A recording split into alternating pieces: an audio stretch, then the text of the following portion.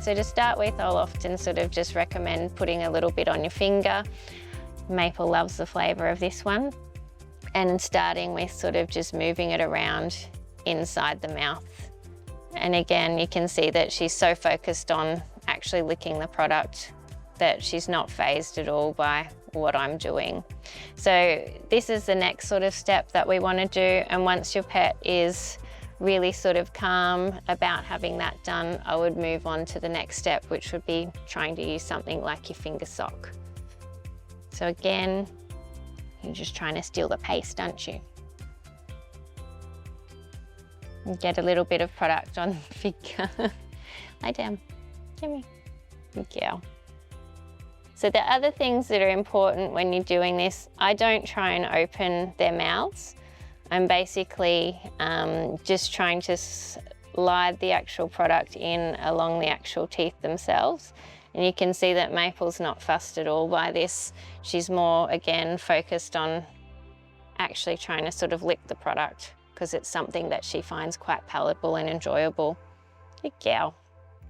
There we go. Okay. So again, once we've got to a point where they're nice and tolerant of that, you can sort of take that step to a finger brush. Good girl.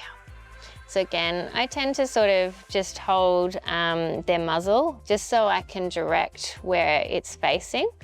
And I also use fingers to sort of just lift the lip gently as well and expose the teeth so I can get in there to brush.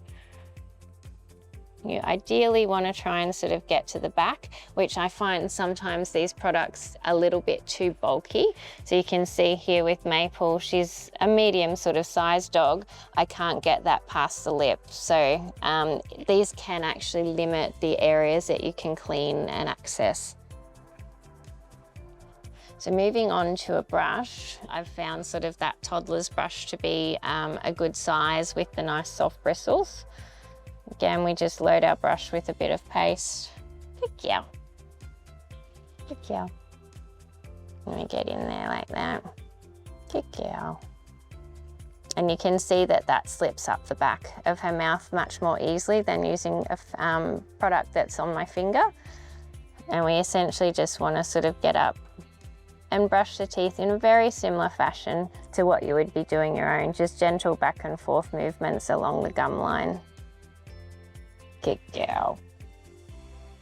So to start with, we would generally recommend cleaning just the outer surfaces of the teeth. Once we get to a point where they're nice and comfortable with that, you can attempt to clean the inner aspect of the teeth as well. That's something that does take a little bit of time and practice. What I find is useful is just sneaking the brush in behind the canine tooth. You're going to hate that today, aren't you? Yeah. Hey, there we go. Good girl. Hey. And she'll tend to sort of chew on it a little bit as well, but still tolerates it really nicely.